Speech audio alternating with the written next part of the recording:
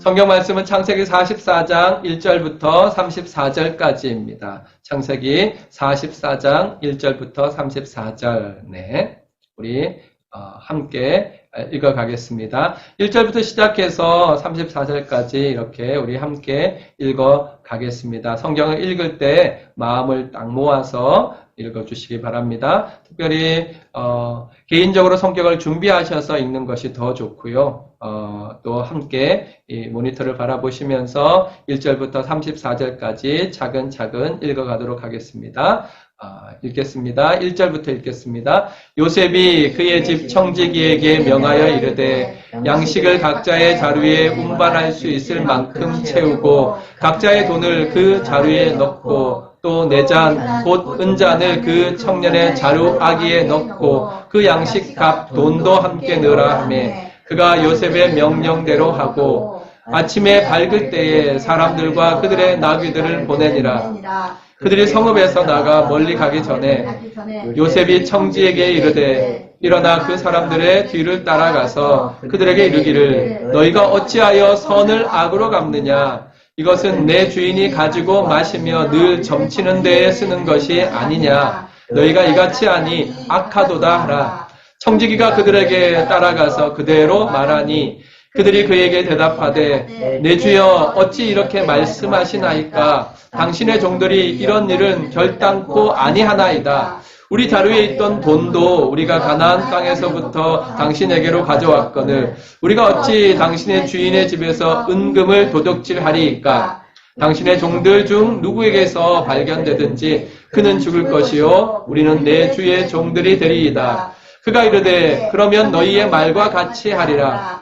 그것이 누구에게서든지 발견되면 그는 내게 종이 될 것이요 너희는 죄가 없으리라. 그들이 각각 급히 자루를 땅에 내려놓고 그 자루를 각기 푸니 그가 나이 많은 자에게서부터 시작하여 나이 적은 자에게까지 조사하며 그 잔이 베냐민의 자루에서 발견된지라. 그들이 옷을 찢고 각기 짐을 나귀에 싣고 성으로 돌아가니라. 유다와 그의 형제들이 요셉의 집에 이르니 요셉이 아직 그곳에 있는지라. 그의 앞에서 땅에 엎드리니 요셉이 그들에게 이르되 너희가 어찌하여 이런 일을 행하였느냐. 나 같은 사람이 점을 잘 치는 줄을 너희는 알지 못하였느냐. 유다가 말하되 우리가 내 주께 무슨 말을 하오리이까. 무슨 설명을 하오리이까. 우리가 어떻게 우리의 정직함을 나타내리이까. 하나님이 종들의 죄악을 찾아내셨으니 우리와 이 잔이 발견된 자가 다 내 주의 노예가 되겠나이다.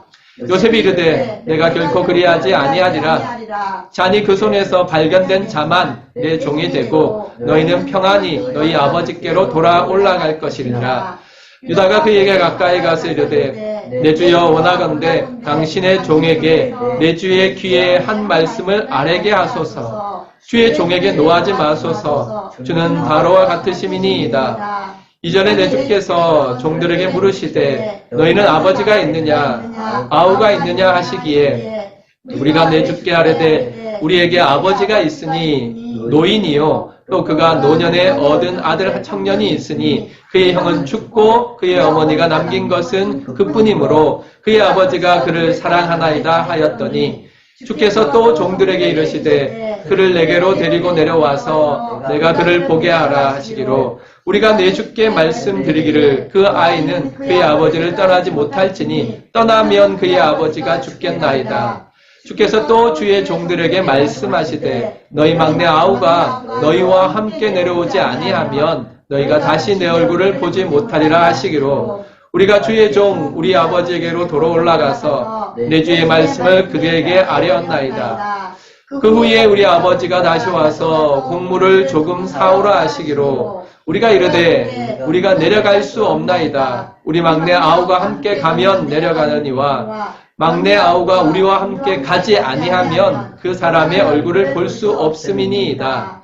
주의 종 우리 아버지가 우리에게 이르되 너희도 알거니와 내 아내가 내게 두 아들을 낳았으나 하나는 내게서 나갔으므로 내가 말하기를 틀림없이 지켜 죽었다 하고 내가 지금까지 그를 보지 못하였거늘 너희가 이 아이도 내게서 데려가려 하니 만일 재해가 그 몸에 미치면 나의 흰머리를 슬퍼하며 스올로 내려가게 하리라 하니 아버지의 생명과 아이의 생명이 서로 하나로 묶여 있거늘 이제 내가 주의 종 우리 아버지에게 돌아갈 때에 아이가 우리와 함께 가지 아니하면 아버지가 아이의 없음을 보고 죽으리니 이같이 되면 종들이 주의 종 우리 아버지가 흰머리로 슬퍼하며 스올로 내려가게 함이니이다. 주의 종이 내 아버지에게 아이를 담보하기를 내가 이를 아버지께로 데리고 돌아오지 아니하면 영영이 아버지께 죄짐을 지리이다 하였사오니 이제 주의 종으로 그 아이를 대신하여 머물러 있어 종이 되게 하시고 그 아이는 그의 형제들과 함께 올려 보내소서. 그 아이가 나와 함께 가지 아니하면 내가 어찌 내 아버지께로 올라갈 수 있으리이까. 두렵건대 제가 내 아버지에게 미침을 보리이다. 아멘. 오늘 말씀의 제목은 그 아이를 대신하여입니다. 그 아이를 대신하여. 가나안으로 돌아가는 야곱의 아들들의 발걸음이 얼마나 가벼웠겠습니까? 구름 속을 걷는 것 같지 않았겠습니까? 이집트로 내려올 때와는 천지 차이였을 것입니다. 내려올 때는 두려움과 염려가 가득했었습니다. 그들을 정탐꾼으로 모는 까다로운 애굽 총리를 다시 만나야 할 것과 곡식 주머니마다 들어있었던 돈뭉치, 그리고 감옥에 갇혀서 두고 온 시므온과 데리고 가는 겨우겨우 이렇게 아버지 허락을 맡아서 데리고 가는 베냐민, 모두 그들에게는 무거운 짐이었을 것입니다. 그러나 이제 그 모든 두려움과 염려가 해결되었습니다. 애굽 총리는 그들에게 특별한 사랑을 베풀었습니다. 같이 밥도 먹었습니다. 또 시므온과 베냐민이 함께 돌아가고 있습니다. 11명이서 다 같이 아버지에게로 돌아가는 길입니다. 그들의 귀향길, 얼마나 넘치도록 풍성한 양식을 함께 가지고 가고 있습니까? 이 발걸음이 정말 꿈꾸는 것 같았을 것이고 웃음이 가득하였을 것입니다. 그러나 그 행복은 한순간에 깨어져 버렸습니다. 이렇게 사람은 한치 앞을 볼 수 없습니다. 우리의 의지와 관계없이 불행과 고통이 찾아오기 때문입니다. 이 땅을 살아가는 동안에 완전하고 영원한 것은 아무것도 없습니다. 행복도 불행도 그렇습니다. 이 땅의 행복이 완전하거나 이 땅의 불행이 영원하지 않습니다. 그래서 우리는 늘 하나님을 의지하고 살아가야 합니다. 그리고 우리 앞에 있는 사건의 원인을 하나님의 섭리 가운데에서 찾아야 합니다. 이런 훈련, 우리 앞에 순경을 만날 때 그것이 하나님의 섭리로 말미암아 우리에게 왔다는 것, 그것을 생각하는 훈련, 그리고 우리 앞에 당하는 고난이 하나님의 손길을 통하여 우리에게 왔다는 것을 생각하는 그 훈련이 우리에게 꼭 필요합니다.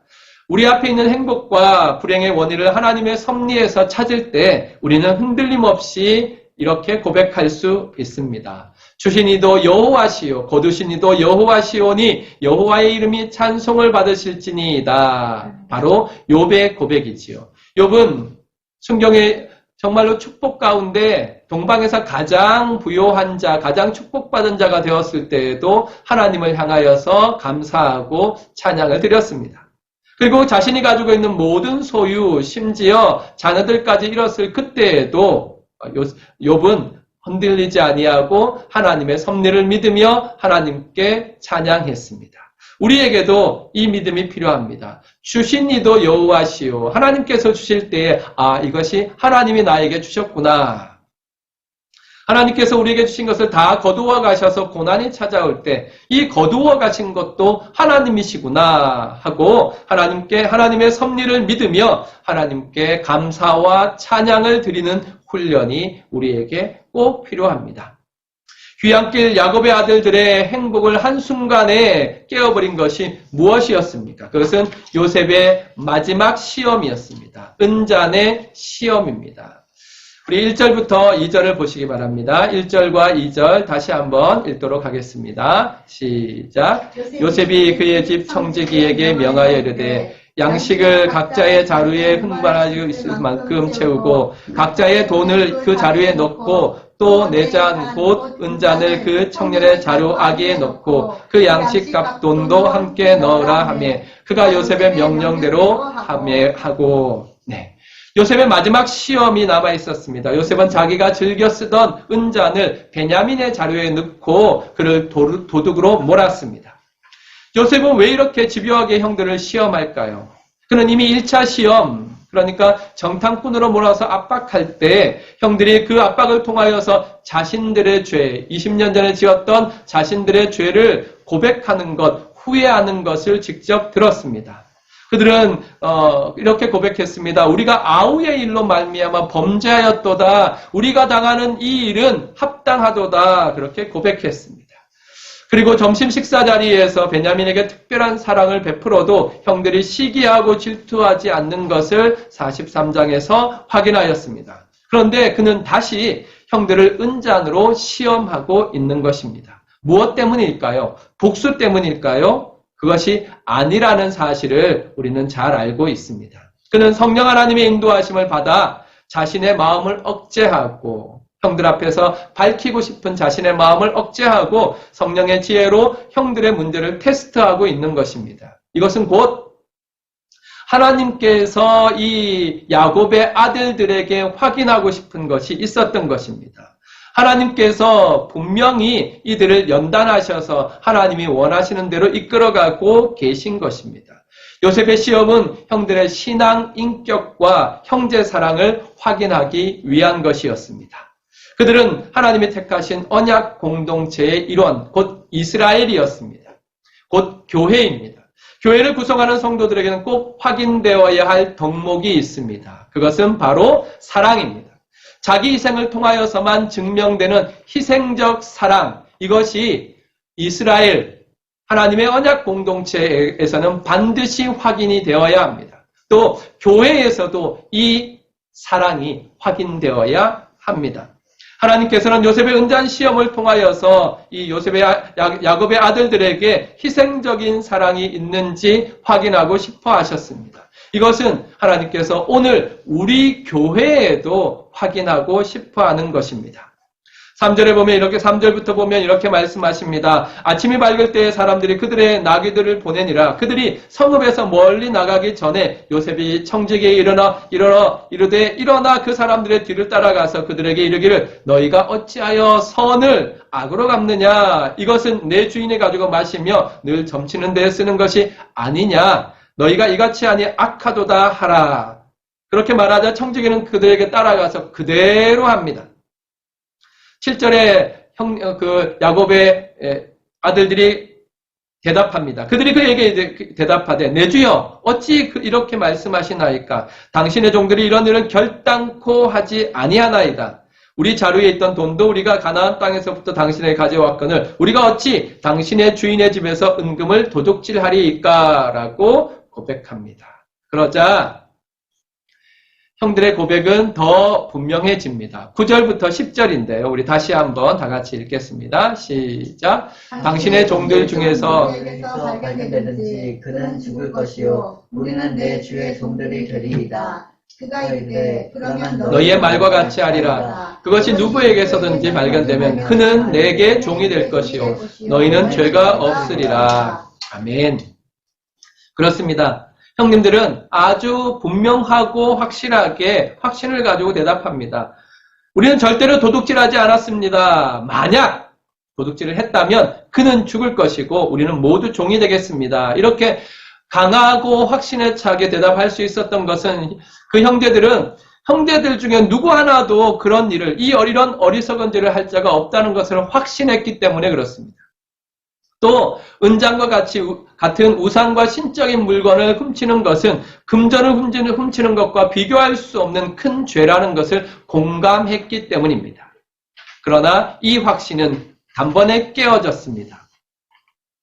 11절부터 13절에 보면 이렇게 말씀하십니다. 그들이 각각 급히 자루를 땅에 내려놓고 자루를 각기 푸니 그가 나이 많은 자에게서부터 시작하여 나이 적은 자에게까지 조사하매. 네, 청지기가 나이 많은 자의 자루에서부터 나이 적은 자까지 순서대로 조사해 왔습니다. 한 명 한 명의 자루 속에서 은잔이 발견되지 않을 때 그들은 안도의 한숨을 쉬었을 것이며 더 확신에 찬 자세로 있었을 것입니다. 그러나 그 잔이 베냐민의 자루에서 발견된지라 그들이 옷을 찢고 각기 짐을 나귀에 싣고 성으로 돌아가니라. 은잔이 나왔습니다. 그것도 베냐민의 자루에서 나왔습니다.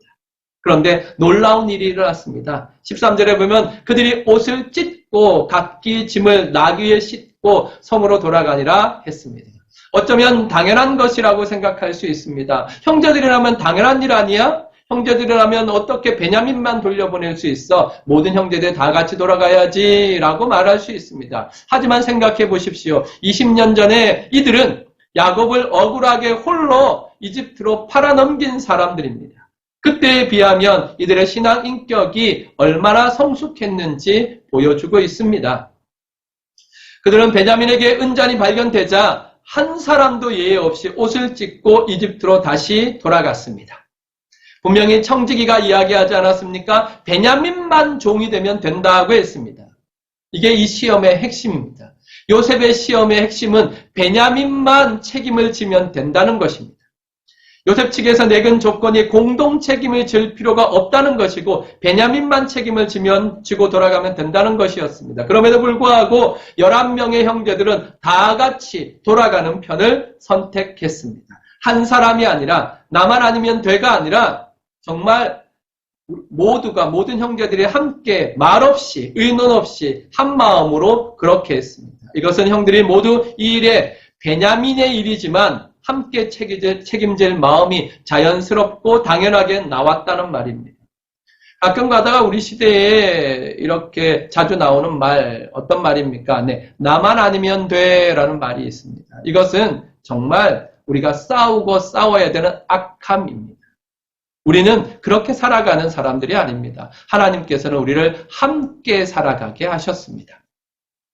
요셉이 보고 싶었던 장면이 바로 이것입니다. 형들이 베냐민의 짐을 함께 지는 것이었습니다. 이것은 과거에 비하여 그들의 신앙 인격이 성숙하고 변화되었음을 잘 보여주는 것입니다. 하나님께서도 확인하고 싶어하는 모습이, 우리에게 확인하고 싶어하는 모습이 바로 이것입니다. 그래서 하나님께서는 우리를 교회로 모아주셨습니다. 하나님께서는 우리를 구원하셔서 각자 개인으로 흩어져서 신앙생활하게 하신 것이 아닙니다. 만약 그렇다면 우리는 산속이나 어디 들어가서 우리의 신앙을 지키며 살아가야 했을 것입니다. 그러나 하나님께서는 구원하시고 우리를 교회로 모아주셨습니다. 함께하게 하셨습니다. 그러므로 우리가 이 땅에서 신앙생활하는 동안에 교회에서 이루어가야 되는 것은 모두가 함께하는 것입니다. 우리는 한 마음으로 한 뜻으로 하나가 되어서 함께 짐을 지고 가야 하는 것입니다. 이 13절에 있는 말씀이 그래서 중요합니다. 그들이 옷을 찢고 각기 짐을 나귀에 싣고 성으로 돌아가니라 했습니다. 분명히 베냐민만 책임지면 되는 일이었는데 그들은 그렇게 하지 아니하고 베냐민의 슬픔이 자신의 슬픔이 되어서 그들의 옷을 함께 찢었으며 같은 마음으로 책임을 지기 위해서 이집트로 돌아가게 되었습니다. 그렇습니다. 우리는 우리의 이웃들을 바라보며 이런 마음을 가져야 합니다. 그들의 아픔이 나의 아픔으로 다가와야 하며 그들의 고난이 나의 고난으로 다가와야 합니다. 교회가 짊어지고 가야 될 짐이 나의 짐으로 여겨져야 합니다. 교회가 받은 사명이 나의 사명으로 여겨져야 합니다. 그렇게 이 문제 내가 함께 지고 가겠습니다. 이 일 내가 함께 감당하겠습니다 하는 책임, 이 책임지는 사랑, 희생하는 사랑이 우리에게 필요합니다. 하나님께서 이 사랑, 우리 주님의 사랑, 책임지는 사랑, 희생하는 사랑을 우리에게 허락하여 주시기를 간절히 축원합니다. 두 번째, 유다의 희생입니다. 그 아이를 대신하여 라고 했습니다. 14절부터 15절에 요셉이 엄하게 다시 추궁합니다. 유다와 그의 형제들이 요셉의 집에 이르니 요셉이 아직 그곳에 있는지라. 그의 앞에서 땅에 엎드리니 요셉이 그들에게 이르되 너희가 어찌하여 이런 일을 행하였느냐? 나 같은 사람이 점을 잘 칠 줄을 너희가 알지 못하였느냐라고 했습니다. 형제들이 다시 요셉 앞에 엎드렸습니다. 준엄한 요셉의 말에 유다가 대답합니다. 이 유다의 대답이 참 아름답습니다. 마치 한편의 감동적인 연설 같습니다. 좋은 연설은 그 안에 모든 사람이 기억하고 간직하고 싶은 문장들을 포함하고 있지 않습니까? 저는 이 유다의 대답 속에서 두 가지를 찾았습니다. 첫 번째 대답에서, 유다의 첫 번째 대답에서 16절에 있는 하나님이 종들의 죄악을 찾아내셨으니 라는 말과 두 번째 대답 가운데 33절에 이제 주의 종으로 그 아이를 대신하여입니다. 먼저 하나님이 종들의 죄악을 찾아내셨으니입니다. 우리 16절을 다 같이 읽겠습니다. 시작. 유다가 말하되 우리가 내 주께 무슨 말을 하오리까? 무슨 설명을 하오리까? 우리가 어떻게 우리의 정직함을 나타내리까? 하나님의 종들이 죄악을 찾아내셨으니 우리와 이 잔이 발견된 자가 다 내 주의 노예가 되겠나이다. 아멘. 보통 억울한 일을 당하면 뭐부터 합니까? 네, 변명부터 합니다. 내가 그러지 않았습니다. 나는 이 일을 하지 않았습니다. 우리는 정직합니다. 그렇게 변명부터 할 것입니다. 그러나 요셉 앞에 돌아온 형들은 그 누구도 그 어떤 사람도 변명하지 않습니다. 이상하지 않습니까? 왜 그랬을까요? 16절을 보면 알 수 있습니다. 16절에 보면 이상한 조합이 있습니다. 뭐냐면 어울리지 않게도 우리의 정직함이라는 말과 종들의 죄악이라는 말이 한 부분 안에 같이 들어가 있습니다. 형제들은 이 은잔 사건에 있어서 그들이 정직하다는 것을 알고 있었습니다. 누구도 죄를 짓지 않았다는 것을 알고 있었습니다. 그러나 그들은 변명하지 않았습니다. 왜냐하면 이 사건을 통하여서 그들이 깨달은 것이 있었기 때문입니다. 이 일 때문에는 할 말이 많지만 이 은잔 사건으로 말미암아서는 내가 할 말이 많지만 그러나 하나님 앞에서는 할 말이 없습니다. 그런 뜻입니다. 이게 무슨 말일까요? 유다의 말을 잘 들어보시기 바랍니다. 그는 하나님이 종들의 죄악을 찾아내셨다. 그렇게 말했습니다. 하나님이 종들의 죄악을 찾아냈다. 그렇습니다. 죄를 지은 사람은 죄책감에 매일 수밖에 없습니다. 이 죄책감이 우리를 짓누를 때 세상 사람들은 그것을 다른 것으로 풀 수 있습니다.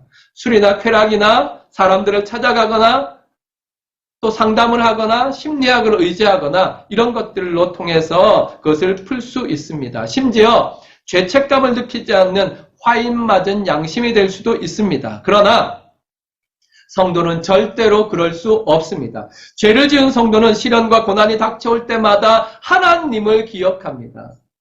시련과 역경이 다가올 때마다 하나님 앞에서 자신의 죄가 생각납니다. 이것이 은혜입니다.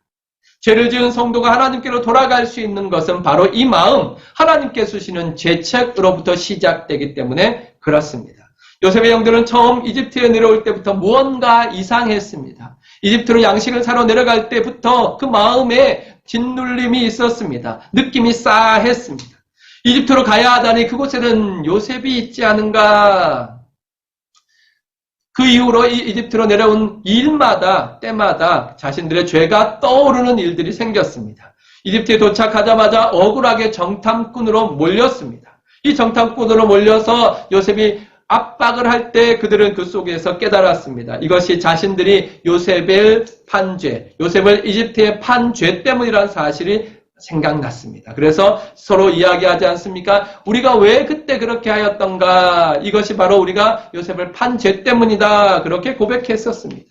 그리고 시므온을 툭툭 된 채로 남겨두고 자신들만 가나안으로 돌아가야 했습니다. 무언가 계속 꼬여갔습니다. 결국 곡식자루 안에서 돈 뭉치를 발견하고서는 고백합니다. 42장 28절에 이렇게 고백합니다. 하나님이 어찌하여 이런 일을 우리에게 행하시는가? 알 수 없어서 하나님께서 어떻게 이렇게 우리에게 행하시는가? 고백합니다. 그들은 하나님께서 자신들의 죄를 다루시고 계시다는 사실을 깨달았습니다. 그리고 그 후 가나안에 머무르는 몇 달 동안 그들은 이 생각이 그들의 마음에서 떠나지 아니하였습니다. 하나님께서 그들을 이렇게 몰아가셨습니다. 이제 다시 은잔 사건을 통해서 그들이 억울한 일을 당하자 그들은 깨달아 버렸습니다. 전부터 고민했던 문제 무엇입니까? 하나님이 어찌하여 우리에게 이런 일을 행하시는가? 하나님께서 우리를 정탐꾼으로 모시고 하나님께서 주머니 속에서 돈뭉치가 발견되게 하시고 시몬이 갇히게 하시고 하나님께서 어떻게 이런 일을 행하시는가의 해답을 얻었습니다. 그것은 하나님께서 종들의 죄악을 찾아내시는 것이었다는 사실을 깨달았습니다. 하나님께서는 그들이 감추어두었던 죄악을 찾으셨습니다. 그래서 유다는 고백합니다. 이 은잔 사건에 대해서는 우리의 정직함을 말할 수 있지만 우리의 죄를 찾으시는 하나님 앞에서 우리는 아무 할 말이 없습니다. 우리는 죄인입니다. 그 벌을 달게 받겠습니다. 우리가 모두 다 당신의 종이 되겠습니다. 이렇게 고백한 것입니다. 오늘 저와 여러분에게 이 은혜가 있기를 소원합니다. 요즘 우리는 말이 너무 많습니다. 우리의 정직함에 대한 할 말이 너무 많아서 카톡과 페이스북을 보면 죄인은 하나도 없고 의인만 가득합니다. 회개의 목소리는 하나도 없고 오직 정죄의 목소리들만 기록되어 있습니다. 그것이 혹시 우리의 죄와 허물을 가리기 위한 몸부림이 아닌지 모르겠습니다.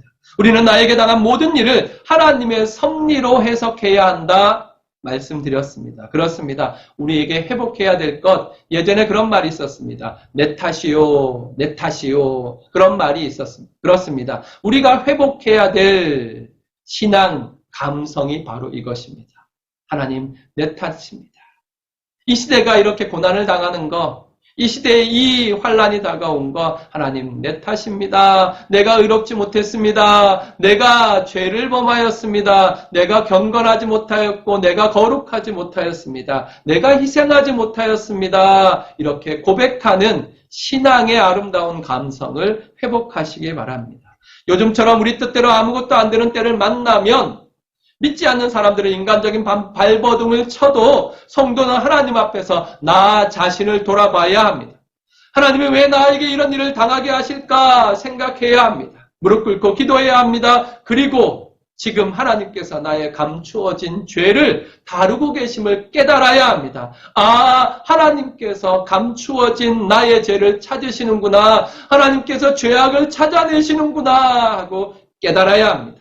우리는 그렇게 오늘의 고난을 통하여서 하나님께서 어찌하여 이런 일을 우리에게 행하시는가를 깊이 생각하고 나아가서 하나님께서 나의 죄를 찾으시니까지 나아가야 할 것입니다. 이런 은혜가 저와 여러분에게 있기를 주님의 이름으로 축원합니다.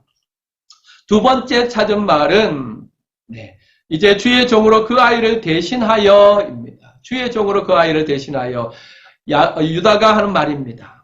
17절에 요셉이 말합니다. 내가 결코 그리하지 아니하리라. 잔이 그 손에서 발견된 자만 내 종이 되고 너희는 평안히 너희 아버지에게로 돌아 올라갈 것이니라고 말했습니다. 정말 얼마나 우리의 마음이 안타까운지 모릅니다. 유다가 우리 모두가 종이 되겠습니다 할 때 요셉이 다시 이야기한 것이 이것입니다. 그 손에서 잔이 발견된 자. 그렇습니다. 그 사람만 내 종이 되고 너희는 평안히 너희 아버지께로 돌아가라 말합니다. 무슨 말입니까? 베냐민만 내 종이 되고 나머지는 돌아가라 입니다. 요셉의 시험은 집요합니다. 형들은 이제 선택해야 했습니다. 이스라엘 공동 운명체로서 선택할 것이냐 아니면 나 개인을 선택할 것입니다. 오늘날 교회는 그 어느 때보다 이 시험에 노출되어 있습니다. 인터넷 기반의 세상 속에서 개인적인 활동 분야가 확장되어지고 많아졌습니다. 코로나 이후에 비대면 예배가 장기간 계속되고 있습니다. 특히 포스트 코로나, 곧 코로나 이후의 성도들에게 많이 일어날 질문이 바로 이것입니다.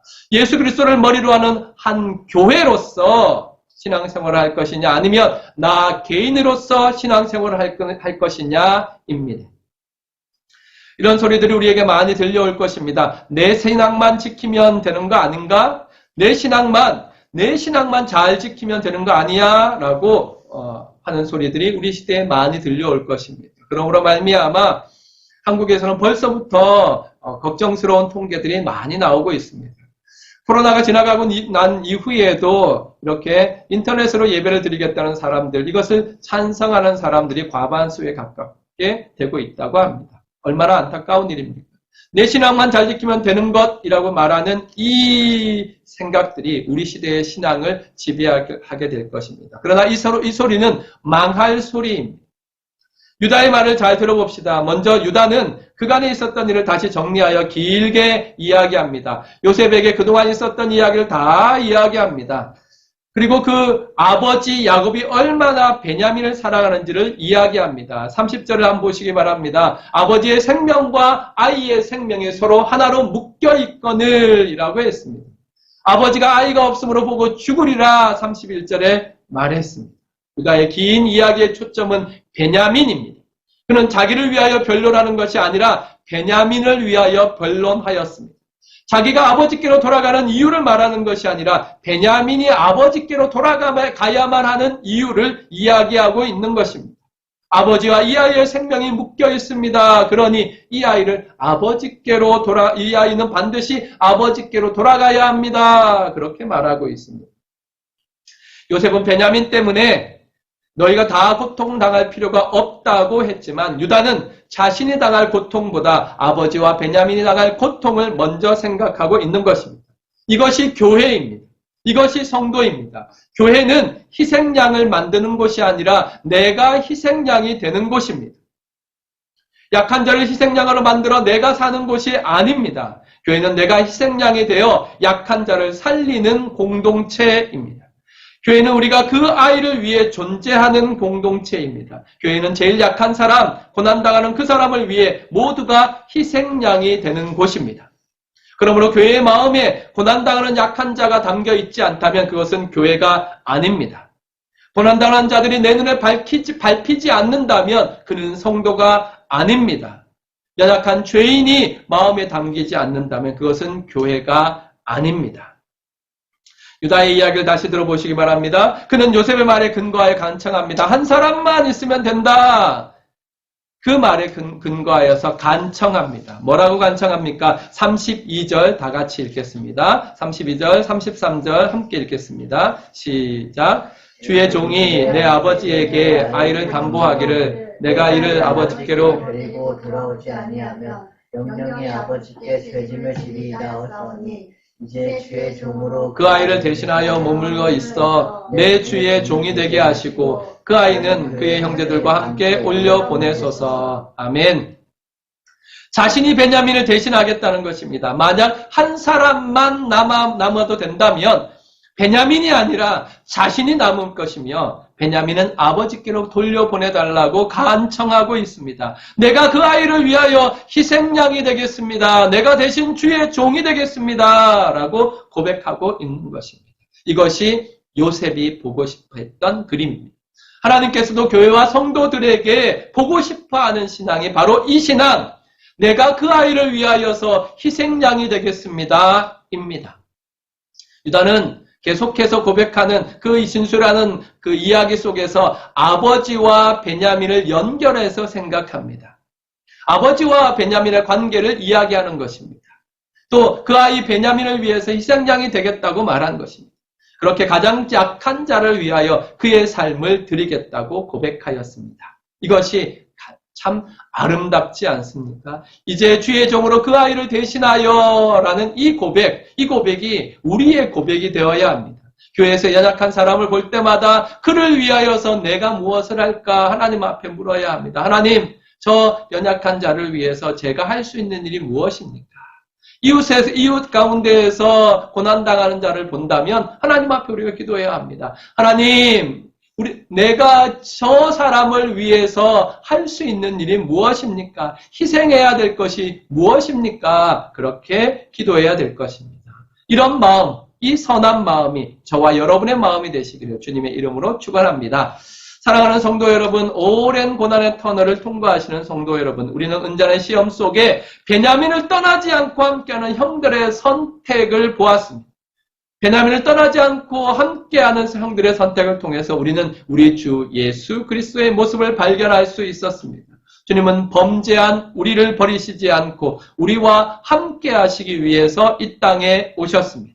또 우리는 그 아이 베냐민을 대신하여 자신을 종으로 내어놓는 유다를 통하여서 우리 주 예수 그리스도의 모습을 볼 수 있습니다. 주님은 범죄한 우리를 대신하여 하나님의 어린 양이 되어 십자가에 달려 돌아가심으로 우리의 죄를 사하여 주셨습니다.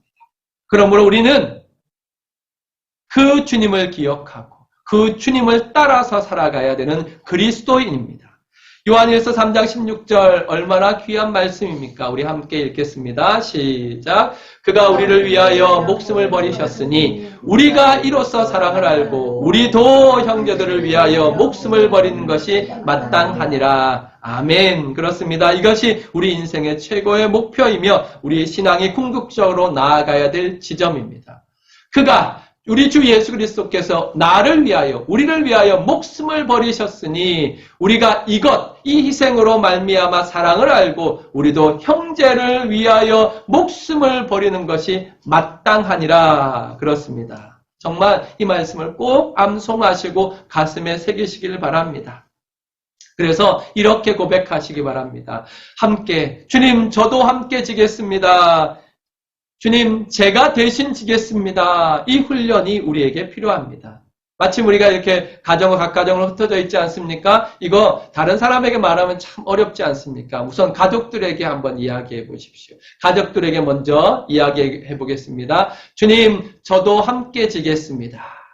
아내의 부족함, 남편의 연약함, 하나님, 제가 함께 지겠습니다. 책임지는 사랑, 그 사랑이 내게 있기를 원합니다. 이렇게 한번 고백해 보시기 바랍니다. 옆에 있는 가족에게 주님, 제가 저 사람과 함께 지겠습니다. 고백해 보시기 바랍니다. 시작. 주님, 저도 함께 지겠습니다. 네, 감사합니다. 또 이제 조금 더 한 걸음 더 나아가야 되겠죠. 주님, 저 사람의 연약함, 저 사람의 아픔, 내가 대신 지겠습니다. 한번 해보겠습니다. 주님, 제가 대신 지겠습니다. 주님, 제가 대신 지겠습니다. 네, 이것을 우리 집에서 훈련하시고 교회로 나오시기 바랍니다. 그리고 이 신앙을 우리가 교회에서 훈련하여서 세상을 향하여 나아갑시다. 성령 하나님, 이 연약한 자들에게 은혜를 주셔서 우리에게 주신 그 아이들을 이렇게 함께 사랑하며 대신 사랑하는 은혜를 허락하여 주시옵소서. 아멘.